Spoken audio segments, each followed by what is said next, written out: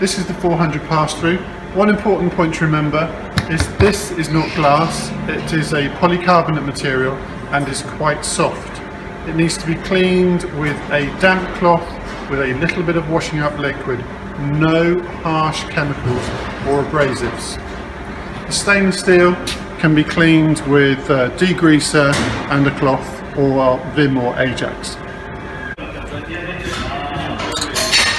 So this is an M4 Allen key. If required, you may want to loosen these off a bit.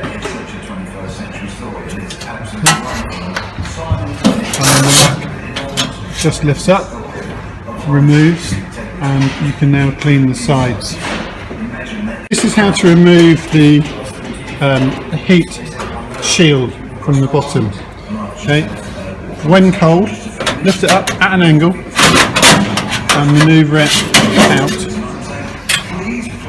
Okay, it helps if these are partially removed. Okay, to replace it,